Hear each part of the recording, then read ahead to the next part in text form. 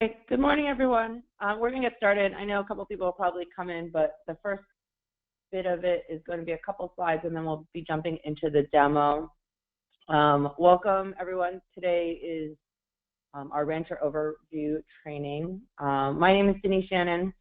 I am manager at Rancher Labs, and today with me I have Josh. Josh, do you want to say hi? Yeah, sure. Hey, everyone.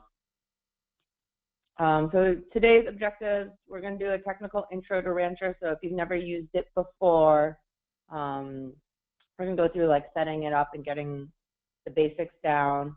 I only have maybe 3 more slides. I'm going to be demoing basically for the full hour, maybe a little bit more. While you're here, we love to have your questions. If you are new to Rancher, as I go through it, if you have any questions about what I'm doing, please ask on the webinar. There's a little side part where you can ask your questions.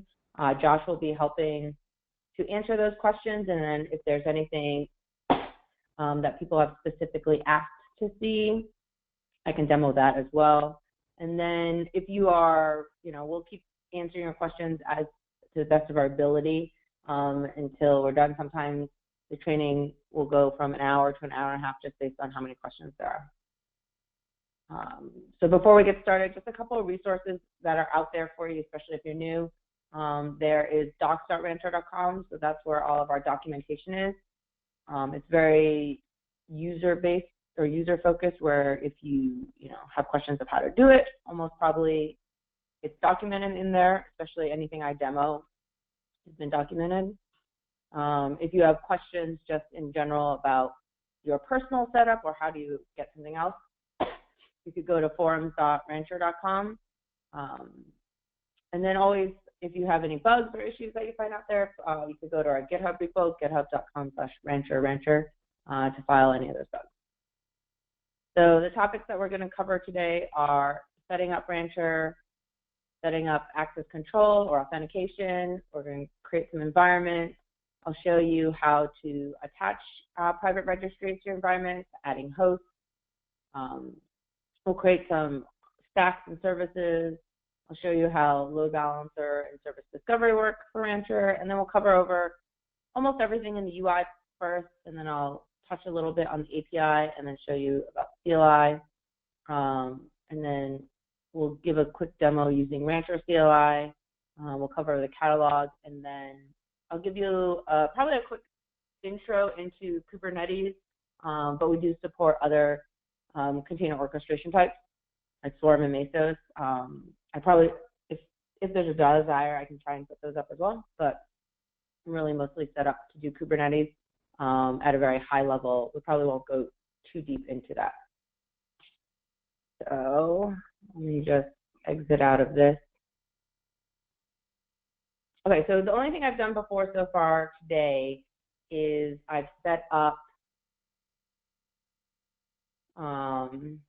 a bunch of boxes in AWS that have different, actually they're all running Rancher OS. So I have 4 boxes that are running Rancher OS v1.0.1, which defaults to Docker 1703, and then I have 3 other boxes already set up that are running an older version of Rancher OS because it's defaulting to Docker 1.12.6, I think. And the only reason why I have those 3 boxes is for Kubernetes, because Kubernetes doesn't support anything past Docker 1.12 right now. So the very first thing I do is I have Rancher server running already. Let's see. I started it, you can see, about 44 minutes ago. All I did was run this command, which was basically, this is probably our plain vanilla install where we say, okay, let's start Rancher, let's start it detached. We have a restart policy of, if your host gets rebooted, restart it unless the container was stopped.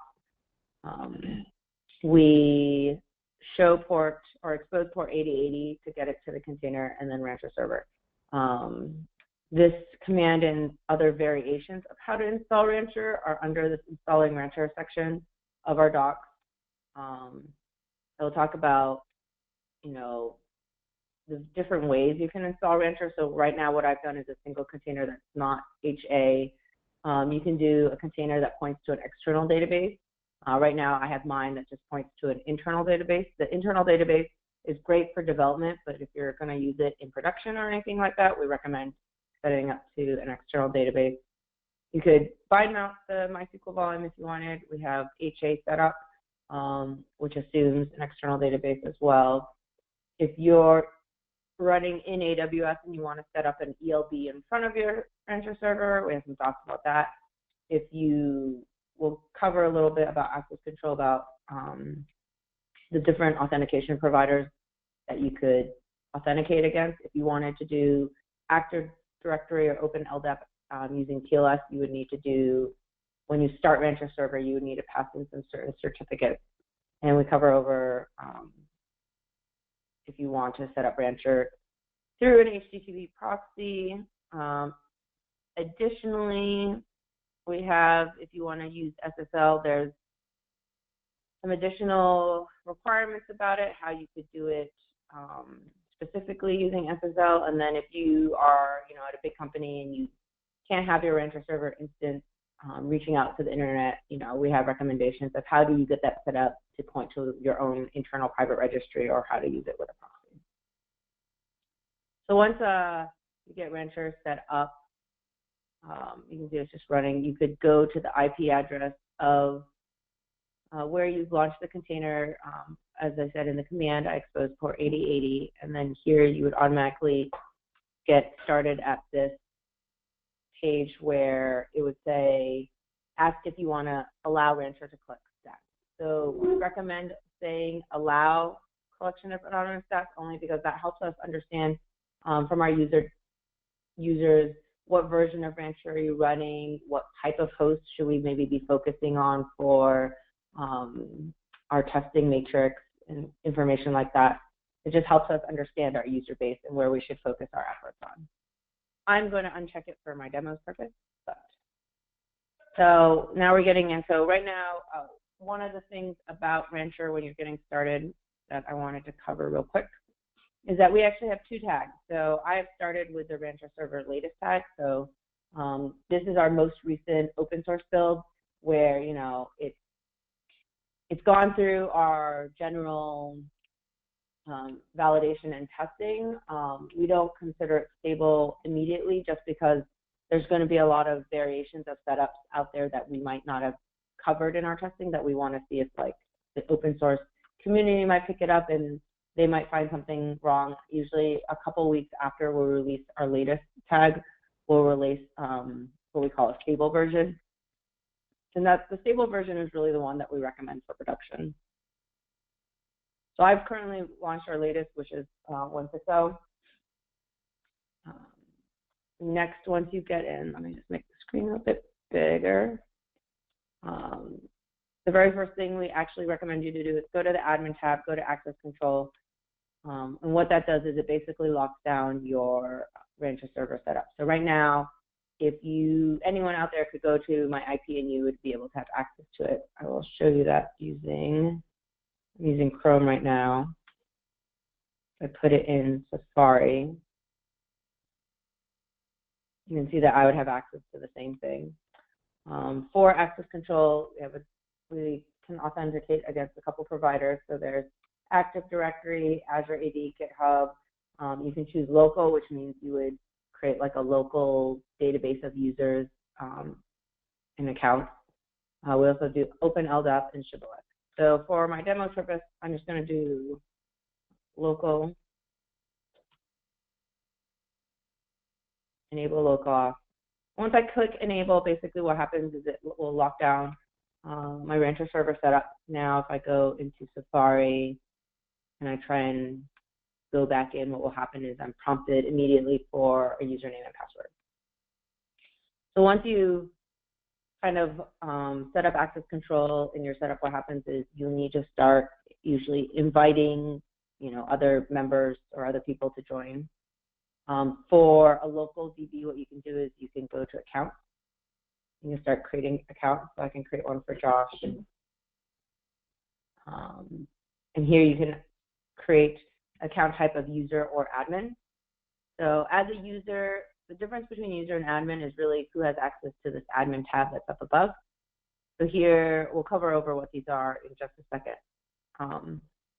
As for local setup, you can add accounts through this admin accounts page, and you can add as many accounts as you want.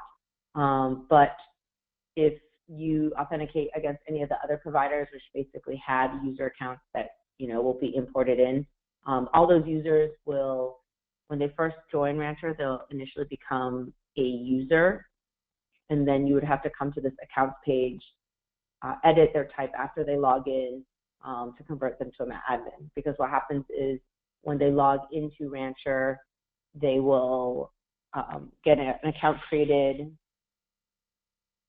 in the Rancher database, and then at that point you can set what their permissions are. Under admin, we have our audit log. So once you turn on access control, it's really great where you can see basically who makes certain API calls. You can kind of also see what the system is doing. Those are our processes. You can see what processes are running. Obviously, I have none running right now, but you can see under recently completed the things that have occurred in my setup. So this is great for troubleshooting or debugging Rancher. If you have some questions about it, you can, what's going on maybe in your system, why isn't it going, you can go into the process page. If you were to set up Rancher server in HA, you could find some details about how your HA setup looks like in that page. See, we've covered over access control. One thing about access control that I would like to remind people is that once you kind of pick a provider to go with, you can't actually unauthenticate and then redo with another provider. Rancher currently is not set up to handle that kind. We kind of anticipate that, if you're going to authenticate, you'll probably pick the one that you'll use going forward. We'll cover over what machine drivers are in a little bit.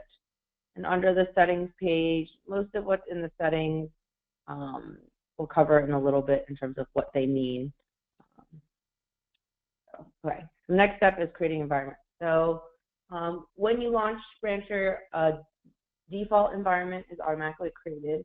An environment is just a way to be able to kind of separate out your services, your infrastructure resources.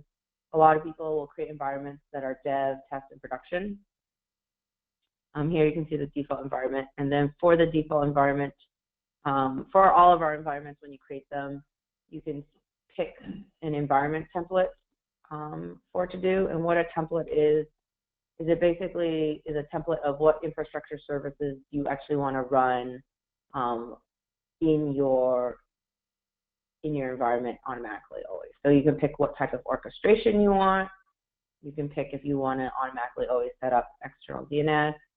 There's a couple, you can enable some network policies.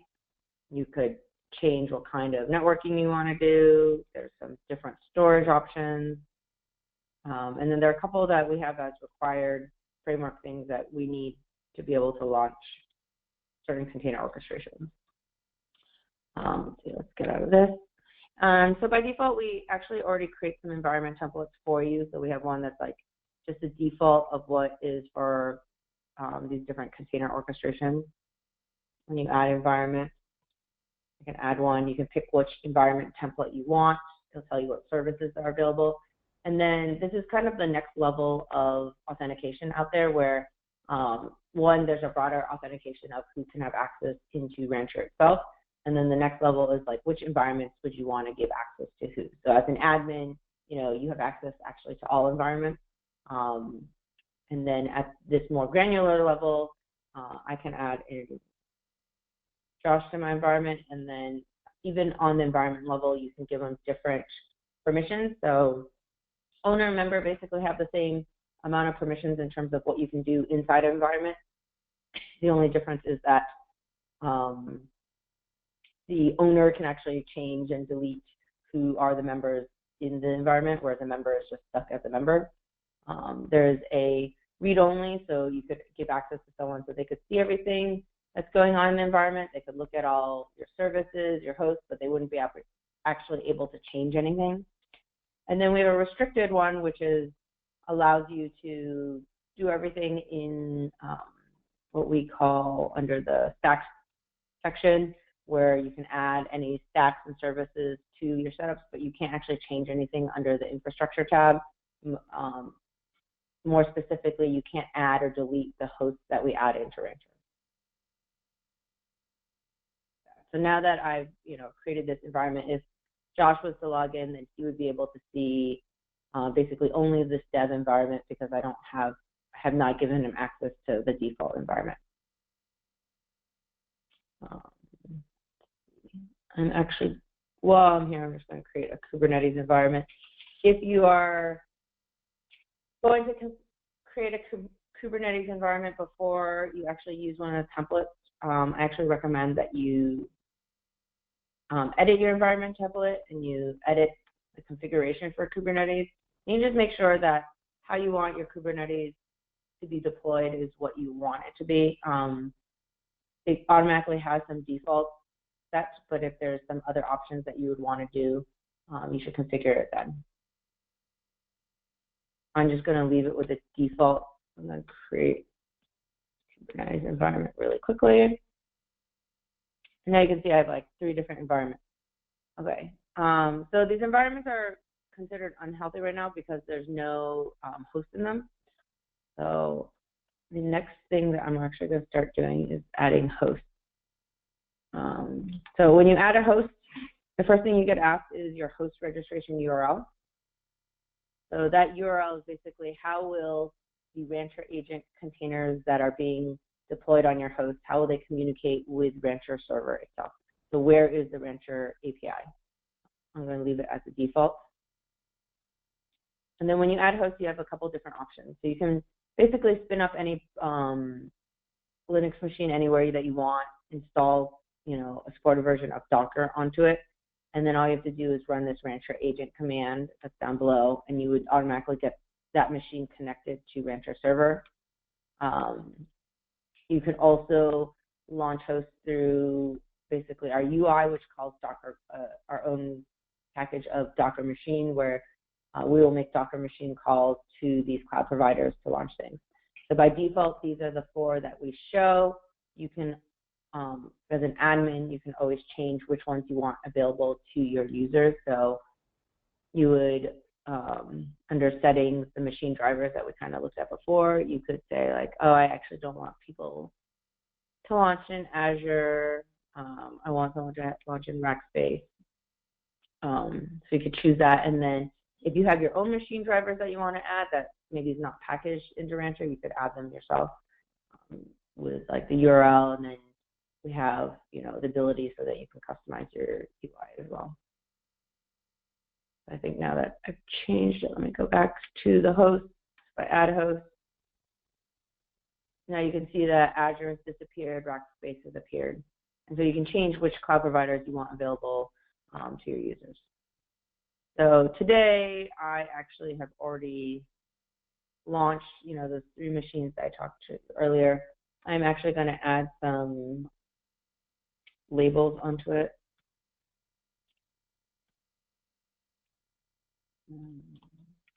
You can add basically what these host labels are, which are just key value pairs onto your host itself. What that does is when you go to finally start scheduling your services, you can kind of pick which host you want. So I'm going to grab the command. I'm going to go to my hosts. These are the hosts that I have. The only thing that I've done so far is pre-pull all the images just to make the demo go a little bit faster. I'm just going to run this command from. Okay. And you can see now if I close it that they're starting to come up almost immediately just because I've already pre-pulled the images. I'm also going to show you just what happens when you add a host through one of these cloud providers. Let me grab my token real quick.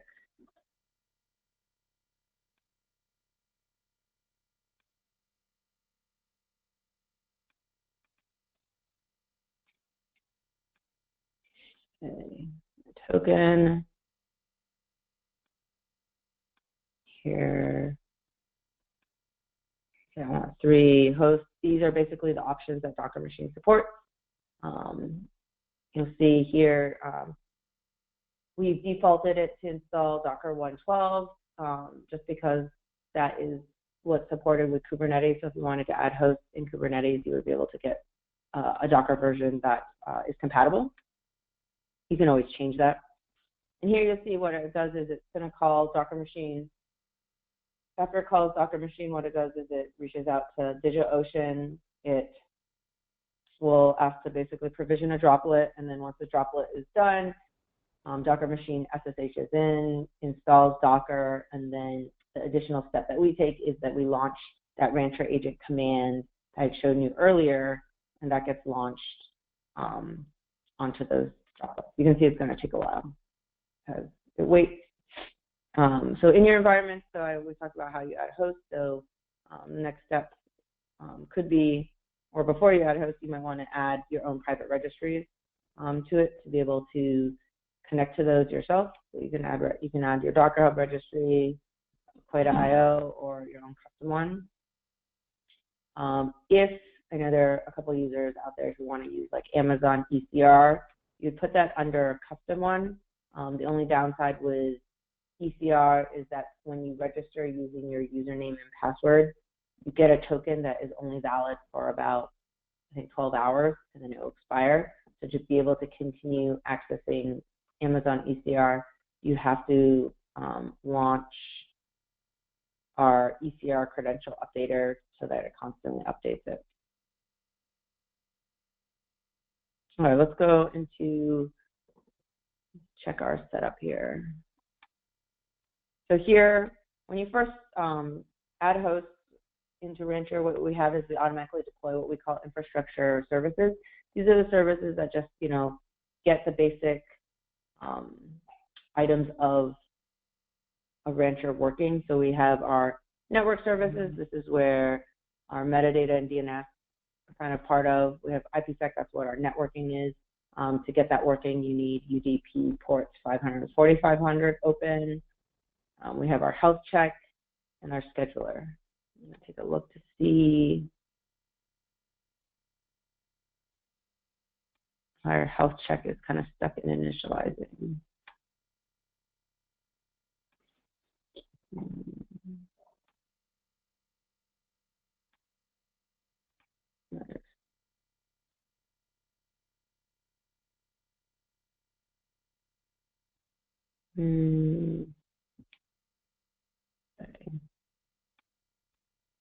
I'm not sure why it's currently stuck in initializing, but we should be able to move forward because the health check and scheduler are not going to affect, I think, what we're going to work on next. So I'm going to start adding some stacks of services. So if you're new to Docker itself, so we have this concept of stacks. Stacks are just how you can organize your services. It's just how you can group them. So you can, I've seen people group usually services in a stack by your application. There are some people who separate out where they have a stack of where all their load balancers are. So it's really up to you. I'm going to create an empty stack. I'm going to add a service. I'm going to first add this Ghost app. So basically, adding a service is just launching a Docker container, and then you can change kind of the scale of what you want it to be. You can have however many containers that you want running, or you can always run one instance of this container on every host. I'm going to pick this one, always run one instance, because what we're going to do is we're going to expose a port on the host. Actually, I lied. I'm going to run, I changed my mind. I actually want to run 3 containers so you guys can kind of see what are some of the benefits of Rancher. So basically anything in a Docker run command you can launch using in the add service. So you can see all the options under here, under command, volumes, networking, security hosts. What Rancher has introduced recently is secrets. So you can create secrets and add them directly into containers, so you don't have to pass that information directly into the container itself. You can pass it in as a secret. We have a health check. So the health check basically is you can check to make sure your container is always like accessible. Without a health check, what happens is Rancher, if a host, say, disconnects from Rancher and there's no health check, what happens is Rancher doesn't know what the status of the container is. Is it that the Rancher agent container is just actually unable to communicate with Rancher server, or is it that the host got deleted? So without a health check, Rancher assumes that that container is up and running fine unless that host is actually deleted from Rancher. But with a health check, if one of your hosts goes into reconnecting state or becomes disconnected for whatever reason, Rancher will notice that that container is no longer reachable, and then it will reschedule that container onto another host so that you always have the scale that you want. You can add in labels to your containers as well, and all the labels on the containers and hosts are really for scheduling. So basically, you can schedule your containers to run on specific hosts, and you can say that they must or must not, or should not have either certain host labels or container labels or service names or container names. I'm going to pick host name where I've already created that label of where I want my Ghost app to be true. Ghost is just a blogging site. It's very easy to demo where I can just expose a port. I'm going to get it going. I can click on it, and you can see I'm automatically, let's go back. You can see the port that I exposed. If I click on that port, it actually brings me to one of the containers that have the container that's running on one of the hosts. This is one of the host IPs, that port, and then I'm directed into the container itself. Let's see, so here if I go to my host, hide my system containers, you can see that the containers were only launched on my hosts that have the Ghost equals true label on it. If I try and then scale this up to 4, you'll be able to see what Rancher is unable to schedule it because I don't have a 4th host that has this label, so you can see right away what the problem is with that service. And one of the things that Rancher will do is it will keep trying to launch this service to make it healthy. It'll destroy its last attempts and go again, so that you can fix it either by adding a label. So I'll add a label here, and then what should happen is on one of the next attempts, it should end up scheduling the container onto that host because now that label exists. And there it goes. Okay, I'm going to pause real quick to see if there are any questions so far. Or are we okay? There's nothing unanswered. So okay. If not. Okay, I'm going to move on then. Okay, so far I've shown you just a quick, easy service. How do you get that set up? Let's do an application that actually has a load balancer as part of it. So what I'm going to do is start this application called, actually my coworker's application or image. And all it is an NGINX container that has it so that if you go to a certain URL, it will it'll show you what the container ID is. I am going to schedule all these onto my host that has the app equals true. I'm going to scale 9 of them and create it. So then I'm going to now add a load balancer. So you can add services, which are just containers. You can add load balancers. You can add what we call service aliases or external service. So service alias is just putting an alias on top of a service. So say you named it differently and you wanted to change what name it actually gets resolved at with other services, you could add one of those. An external service is either a service outside of Rancher, and you can point to a certain host name or IP for it. So let's add a load balancer. Okay. So for load balancers, you can add, we have 2 types of rules: service rules, where you pick specifically what rule you want to do. You can do a selector rule where you could say load balance to any services that have specific labels. As part of load balancing, there's a lot of options out there. I'm not going to cover them all in the demo, but if you go here under cattle, in the docs under load balancers, you can see all the different options, either if you're using the UI, which is what we're doing today, or with CLI. So I'm just going to target port 80, and then I'm going to pick my application. With our load balancers are running HA proxy software. So there's a lot of things that we do automatically, but you could always, there's going to always be some option or scenario that you're going to want to do that, we haven't programmed in. So you can put in a custom HA proxy config directly into it. And just like our services, you can add in labels and schedule these on specific hosts. So I'm actually going to say, I don't want these containers to be scheduled where my application is. I want them on a different host than where my application is right now. So I said, the host must not have a host label of app equals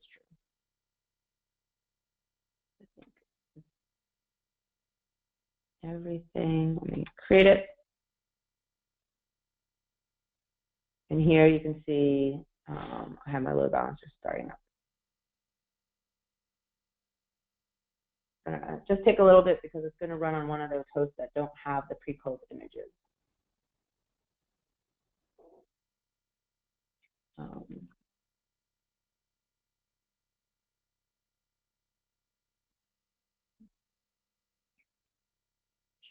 Initializing, getting set up. Initializing is just meaning, making sure it can connect and talk to all of our other hosts, services.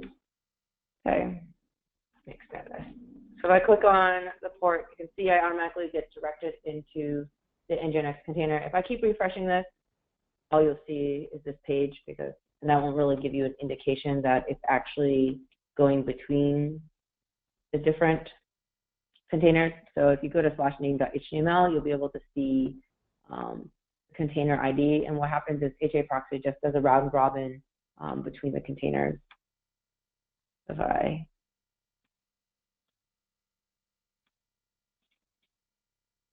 Usually if I push, it'll go to another container.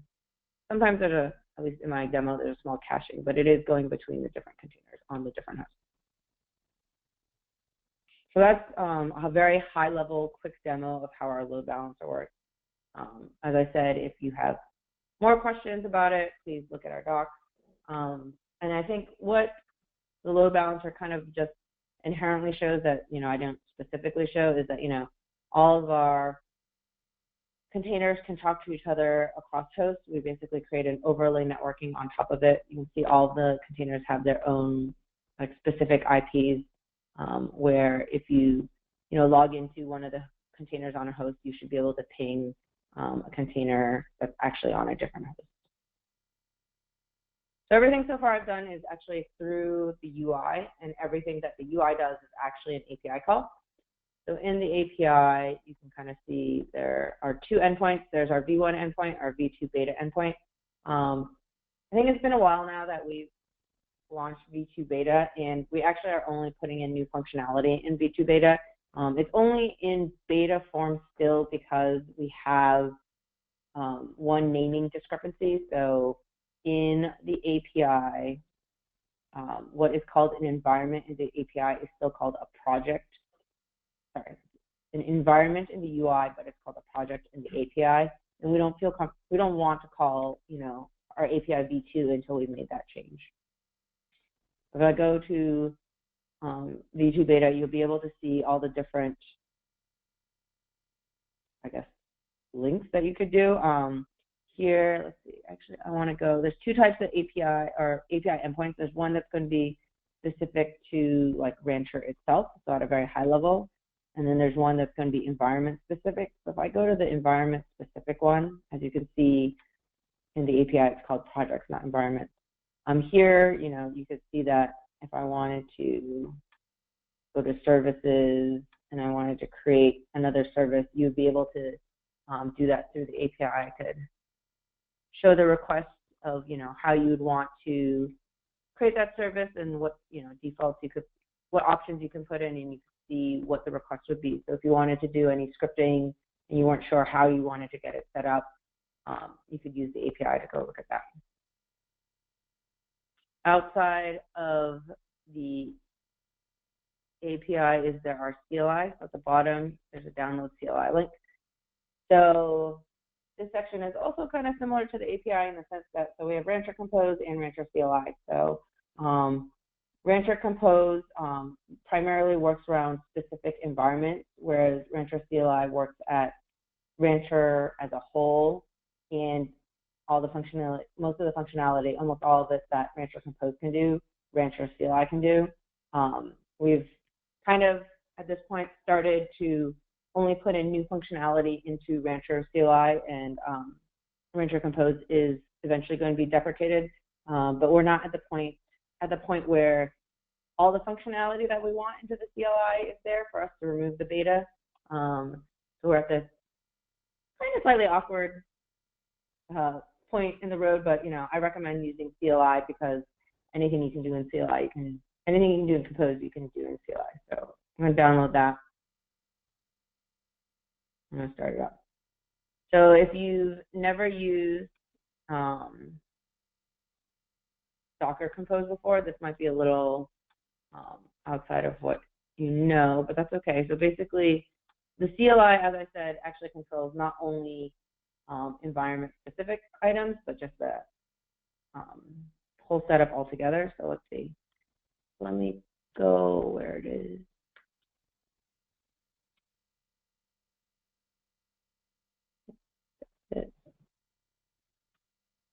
Okay, so here you can see, I just have my binary to be able to run Rancher commands. You can see there's lots of options to be able to run. In the docs, once again, we cover, under Rancher CLI, we cover all those options that are available and give some examples of what you would want to do. The first thing you need to do is configure so that you can connect to your Rancher setup. Here, we just take the URL, and then you need to create an API key. So for Rancher CLI, you need to create an account API key. This allows you to get access to all your environments. Take the access key, take the secret key, and here you can select which environment you want to start working. So I'm going to go with our default. So now, let's see, let's look at our options. So now, we could start looking at, which hosts are in my setup, in my environment. You could look at what services we have.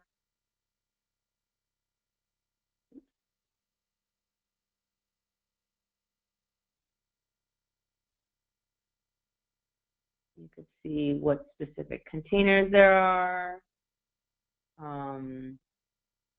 Those are all kind of things that you can do on a CLI level that you can't do on Compose. So on Compose, usually what people have been using it for is to be able to start launching services using Compose format. So here, if you're new to Docker itself and you don't know what I'm talking about, one of the great ways of Rancher is that we have a really friendly user interface. You can, create things through our UI, and then what happens is you can actually click on your specific stack that you've created, and we have the ability so that we export out what a Docker Compose equivalent is in a Rancher Compose YAML.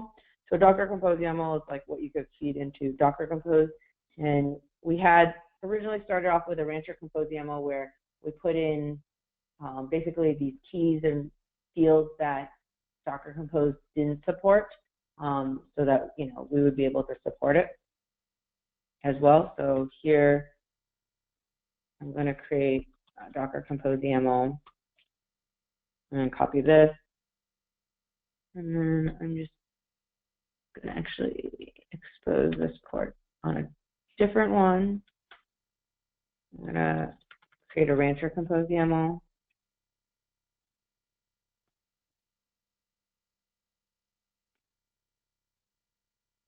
And here what you can do is I can do, just like in Docker Compose or Rancher Compose, you usually do like I can do a Rancher up here. I want to say don't block or log, and then I can say I want the stack name to be my CLI, and I think that's all I want.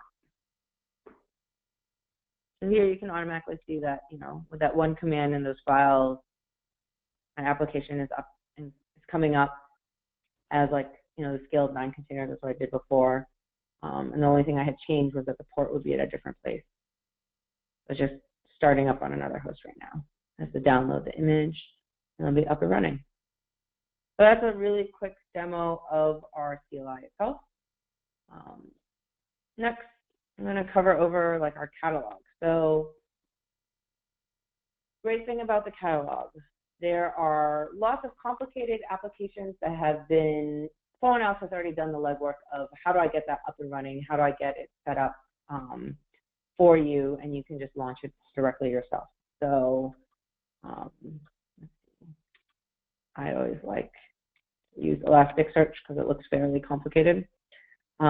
With the catalog, what you do is you can set up different versions of your catalog template so that, if you launch something from the catalog, if you add to your catalog a new template version, what happens is Rancher will automatically detect that an upgrade is available, and it'll let you know that something new is available for you to deploy. So I'm going to actually purposely deploy this older version of Elasticsearch, and then you'll be able to see right here immediately it'll say upgrade available to let you know that there is an upgrade that you can go select and choose. It's usually best to only try upgrading when your services are in active state. And here you can see the complicated YAML file that someone has put together so that Elasticsearch would work. So yeah, one of the great things about the catalog is, we have so many that are there. The difference between the library and community is the library usually has most of the items that are in our infrastructure stacks, as well as specific ones that, Rancher is certifying and is going to, anything that says like a Rancher Labs, it means it's like certified and supported. With stuff that's experimental, where, we wanted to just get something out to the community, but, we haven't deemed it quality enough to call it GA.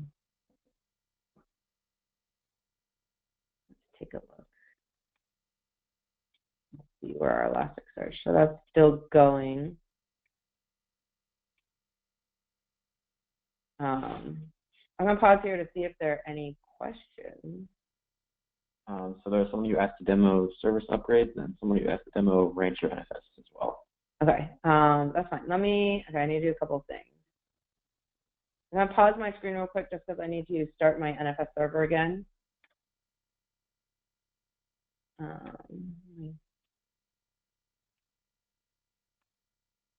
Just give me 1 second. And then we'll go through those demos that you guys had asked about.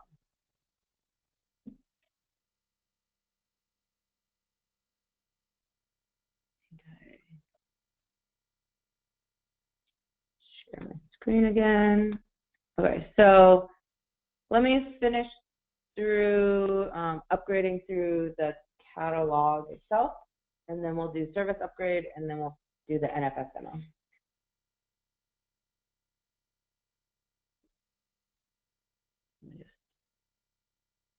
So if you wanted to, say you deployed an application and then you realize that you made a mistake or you need to change it. So there's 2 ways you can do it. There's the ability to upgrade the service itself. So you can, this little button, you can click on upgrade. What it does is it'll allow you to, actually let me pick a different, let's change this one. I'm going to upgrade this one where you can say how many, there are a couple of things that you can change when you do an upgrade for a specific service. So you can decide how many containers you want to stop at a time while it starts to deploy one of the newer containers, how many seconds you want in between that starting and stopping, if you want to start your new containers before stopping your other ones. Those are all upgrade specific commands. Here, you could change your image if you want. I'm going to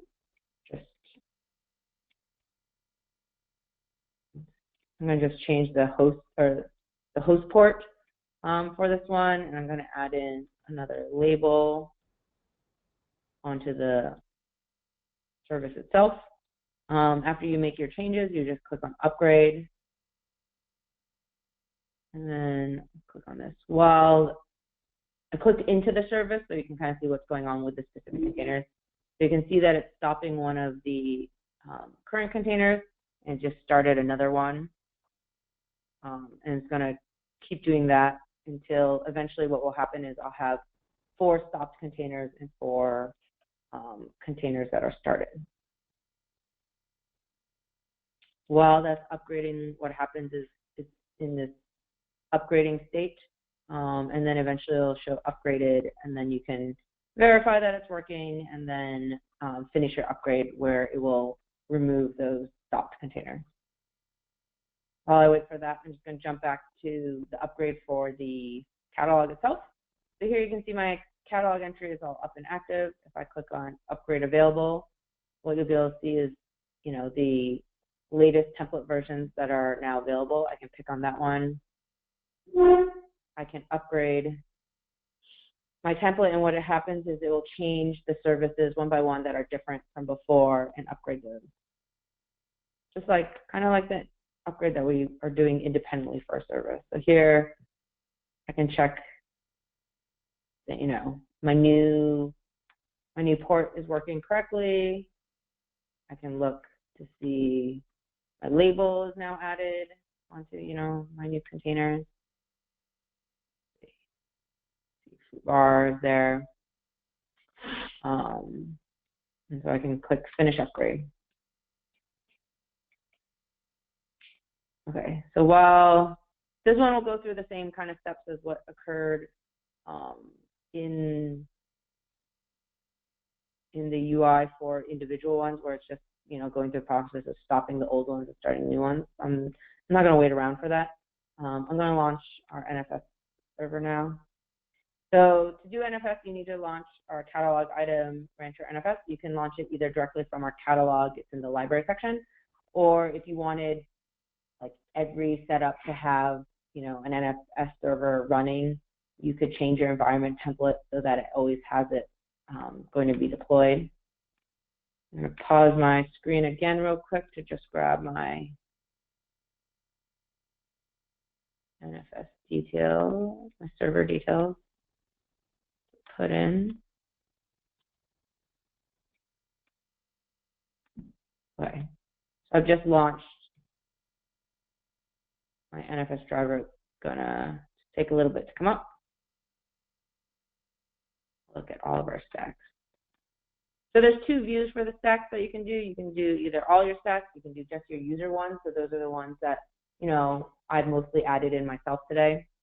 And then infrastructure is the ones that, are kind of more system stacks that are more probably administrative. Okay, so NFS is up and running. Let's first finish our catalog upgrade. So Elasticsearch, everything is now upgraded. This little button will tell you upgraded, finish upgrade. If I click on it, it will do the same thing. We'll remove all the old services, and then it'll be all up and running. So let's add a new stack for NFS demo. So I want to add my service. Just add an Ubuntu image.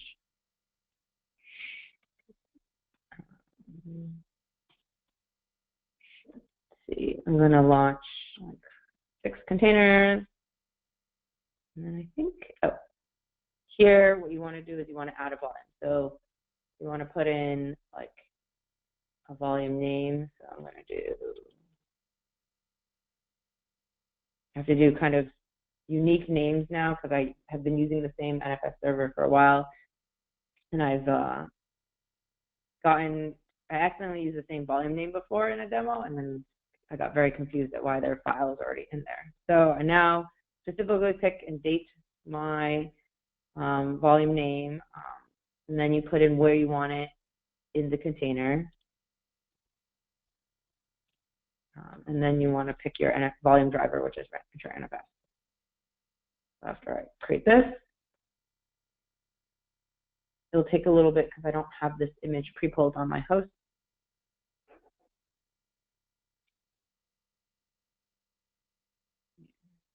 Here you should see, still getting. Here you can see for under infrastructure, under storage, you can see the different storage drivers that you have, where the storage drivers are launched, and then which volumes are where and what their state is. Okay. User. So it's still going there. So I'll come back to this. I'm just going to go actually, because it's just going to take a little bit of time. I'm going to go to my Kubernetes environment. In the Kubernetes environment, it'll be kind of stuck in the setting up page until you start adding in hosts. So I'm going to grab that custom Rancher agent command for this specific environment. I'm going to go to my, I think these are my Kubernetes. You can see I've pre-downloaded most of the images. I'm just going to start those up. You can see the hosts are going to get added in. You can see they're running Rancher OS 092 because that is defaulted to 112.6. It's going to register them, and then it's going to just start adding in lots of containers. And here under infrastructure stacks, you can see all the services that we're going to start deploying for Kubernetes environment. So while that gets started, we'll go back.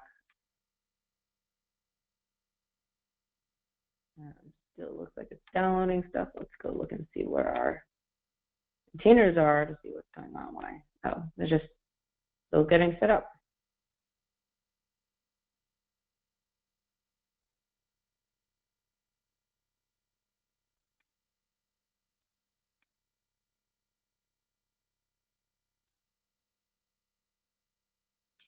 While we wait for my containers to just start, are there any questions by any chance? Or any more questions of what I need to demo?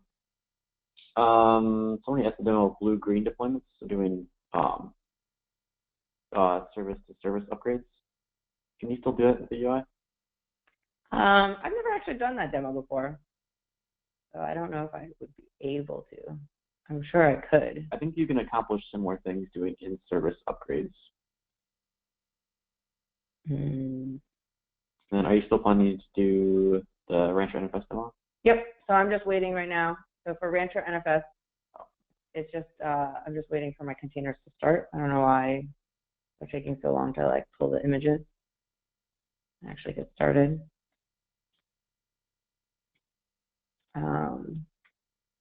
I've never actually done a blue-green demo, so I don't actually know. Like I've seen other people have done it. I think there's a webinar where they do it specifically, or like a past meetup that one of our colleagues has done before. It's just off the top of my head. Wouldn't know how to set up, but I can look into it so that if you wanted to come next month, we run this training. We run this training every month, usually the second Thursday of every month, where it will be the same training. It'll be a basic how to get set up, but the benefit of coming to our training is you can ask specific questions that you might want to get answered. I think in this next month, we will be adding at least a Kubernetes training. So I'm going to cover really high level how you get Kubernetes set up and started, and like to show you after it gets up. But I think we'll be doing a demo later in this month to talk a little bit more about Kubernetes in detail. And then we have been talking about potentially doing training a little more in depth for as you get further along. You know, there's a lot of items that I just didn't cover today just because of the lack of time. Okay, so is that my card? I'm going to, I don't know why these are taking so long. So I'm going to, so in your host that you launch through the UI in Cloud Provider, you can download what we call a machine config. And that's what you can use to SSH into your boxes. So I'm going to do that to figure out what is going on with our setup here.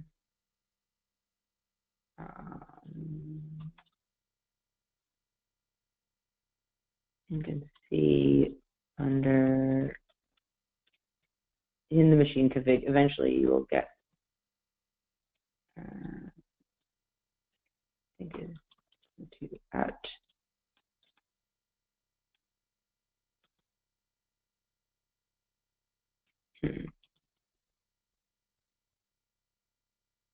I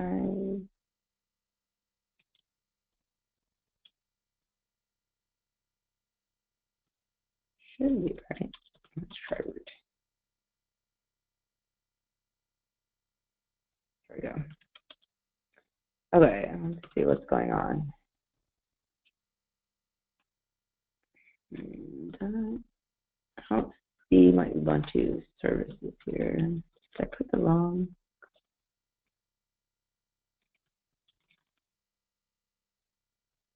Why aren't they starting? That's bizarre. Okay. Let's try again. I'm going to stop. I'm going to add a new service.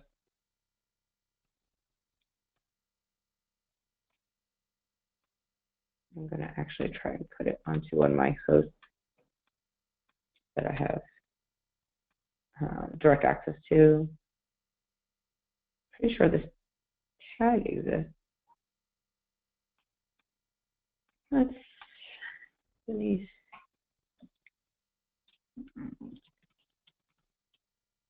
Okay, I'm going to set up the NFS demo again, or at least try and launch these containers again.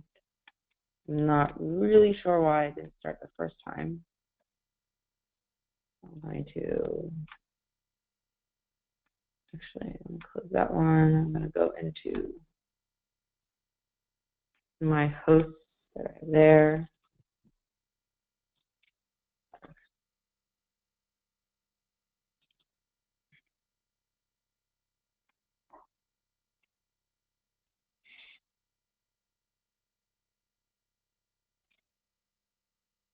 That's weird. Why aren't they starting? Can't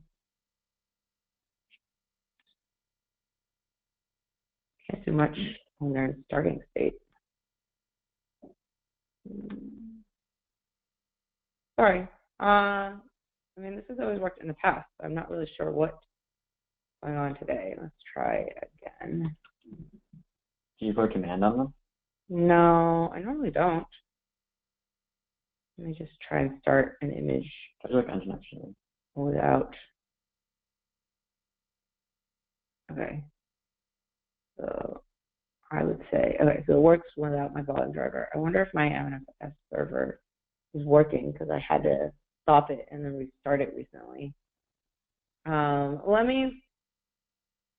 Okay.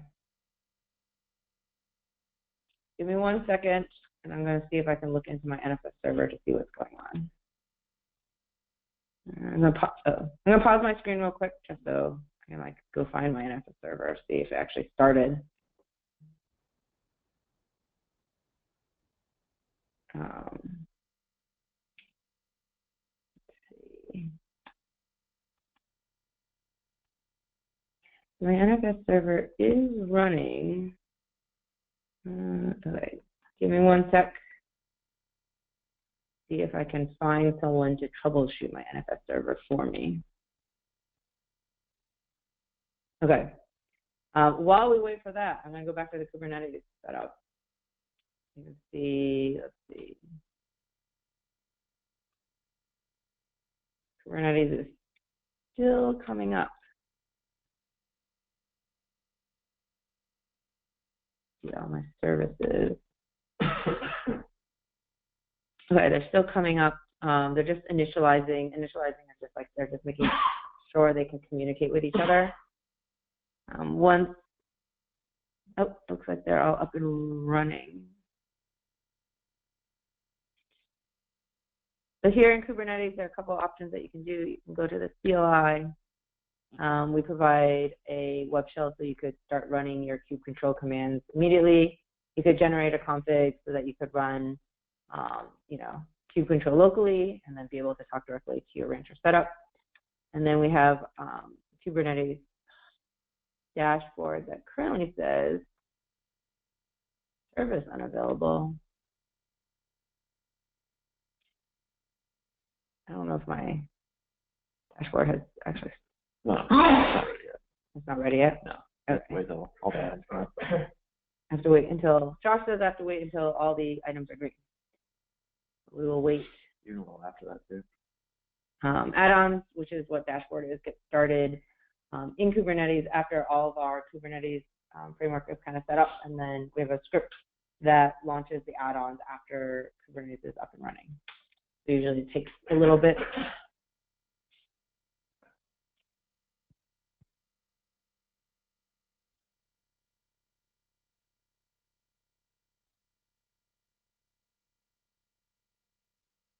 Oh, everyone, just hold on 1 second. I'm going to try and live troubleshoot my NFS server real quick. I'll be back in 2 seconds.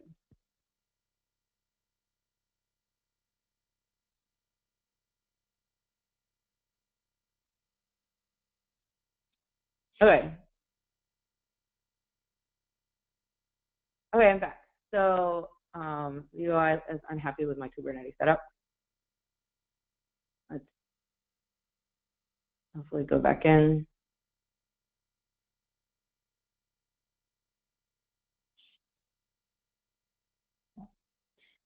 Hopefully I can get back in. Let's see if I can get in here. Let's see if it's any faster. Yes. So Chrome is unhappy with me. Let's see what's going on. Okay, I'm going to stop container. I do have a coworker who's helping troubleshoot the NFS server as we speak. It's great. Back to our Kubernetes. Check everything. Still in initializing. It should eventually settle down. Sometimes it doesn't like it when I add in the host the way I did. I don't usually know why specifically. I think it's as the hosts come up separately. Doesn't like it. Let's see. So we're just going to wait. It will eventually become green, I promise. Are there any, while we wait for Kubernetes and for NFS to get fixed, are there any other questions or something that someone would want us to try and demo? There's still a backlog of questions, but I'm getting to them. Okay, let me see. I'm going to look at the questions as well to see if there's anything I can just ask out loud. To see if anyone has anything specific.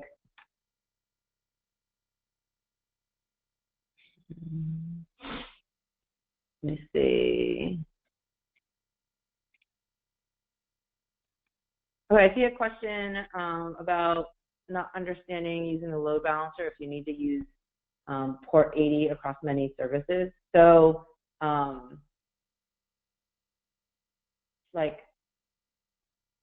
so you would use a load balancer to, I guess it depends on your application and how you want to set it up, but you could use and set up one load balancer across many services, and then based off of, you could have everything go to like port 80 if you want, but you could do what we call host name routing rules.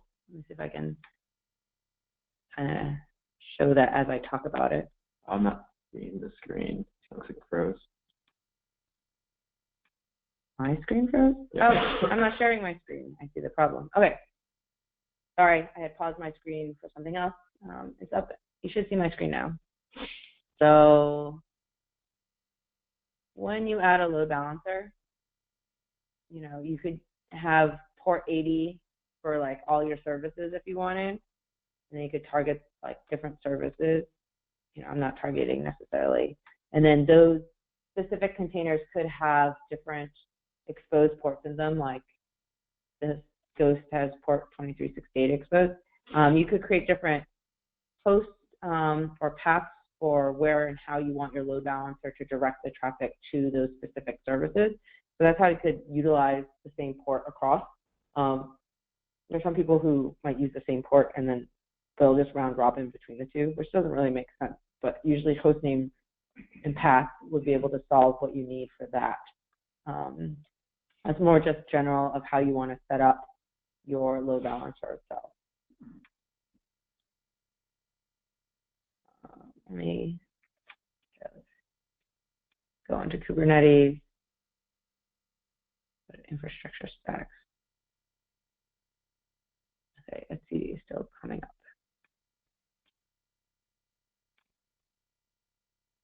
Okay. I'm going to do something that's not maybe recommended, but I'm going to do it myself.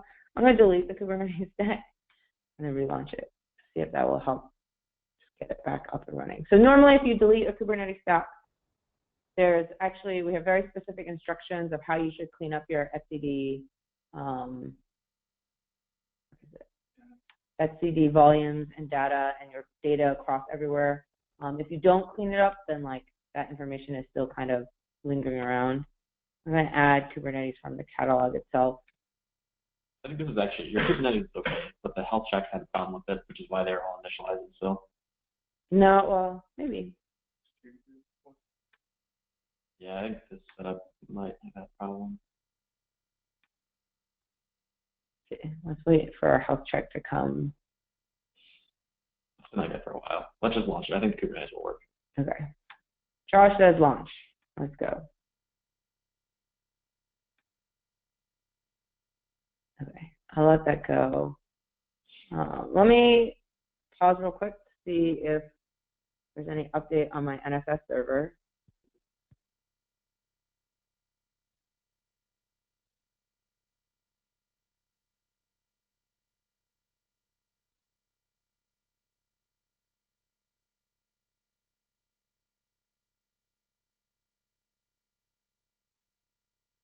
Okay, sorry everyone. I'm conferring that to see if my NFS server is back up and running.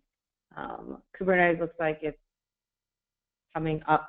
Unless it looks always a little, to me it always looks a little scary when it comes up, but it will come up fine. Let me go see if there are any other questions while we wait. Yes, the recording will be available. You can find it on our website, I think. You could just log in, you put some stats in, and then you can get our recording. She mentioned Slack too. We do have a user Slack, so if you're new to Rancher and you want to get part of our community, if you go to slack.rancher.io, I think that's where you can get an invite into our user Slack and be able to join the community and ask questions.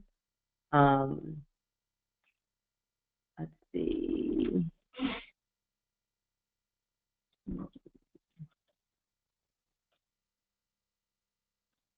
Okay. Let's go see Kubernetes. So I know we're past the hour now. You know, if you need to leave, feel free to leave. If you have more questions, we can try and answer them. I wonder if it's going to stay in initializing because my health check for some reason is stuck in initializing. I'm going to actually go to CLI. I'm going to see if anything's running. Doesn't look like anything's running. Why is Cube Control not really working? Great. Okay, so today Kubernetes is not cooperating with me, but we will be doing a training about Kubernetes that will be more successful, I'm sure, in the next 2 weeks. So look, if you, I think you'll be able to sign up through our website if that's something you're interested in.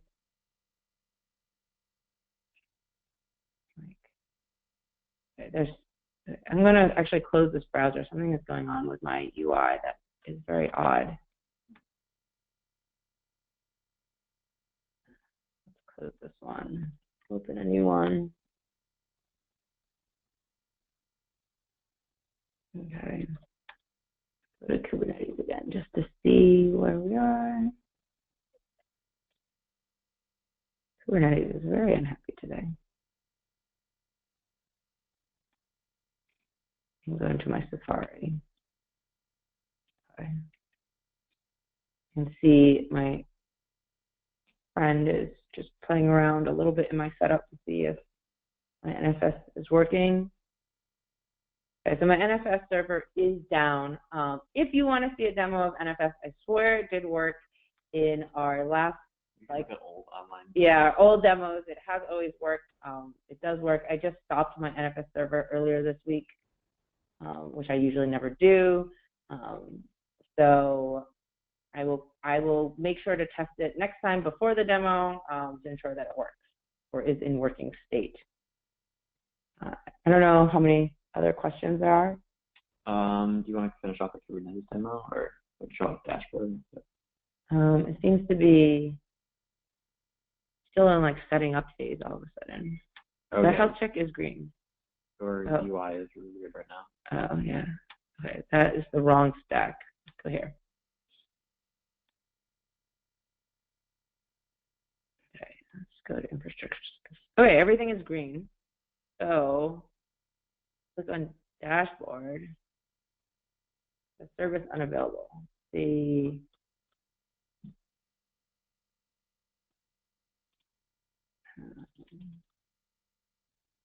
okay, so there's still, you can see here on the Cube system, these are where our dashboard add-ons get started. You can see that they're actually not, they're pending, they actually haven't started.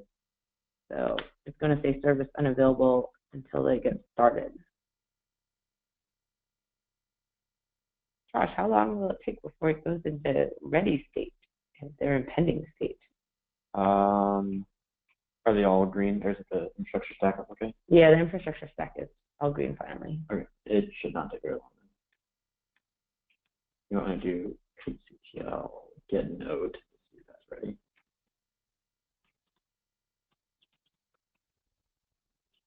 Okay, and then try doing the load one again.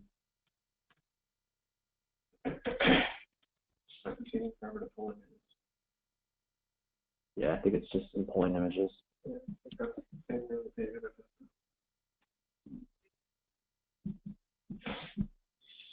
Okay.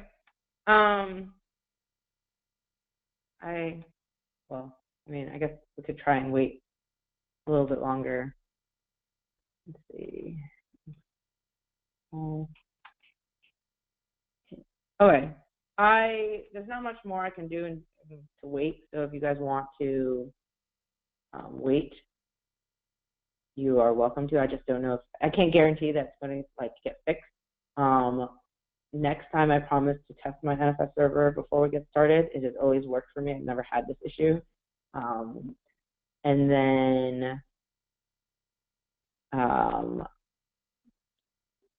then for Kubernetes, we are doing a training in 2 weeks that will go into depth of only Kubernetes. So I recommend you signing up for that and learning about it there.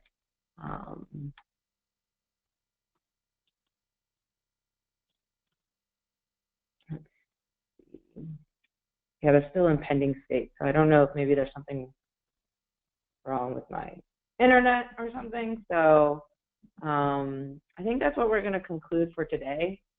If anyone has any questions, I mean, feel free to find me and Josh. We are like on user Slack. So if you go look there, I'm fairly active in our GitHub issues. So if you can find me there. So yeah, hopefully this gave you a good intro of how to get Rancher set up. If you have any questions, we look forward to your questions in the avenues I've already told you about. And if not, you can always join us next time, and we'll cover the same information but have probably better results in demoing. Thanks, everyone.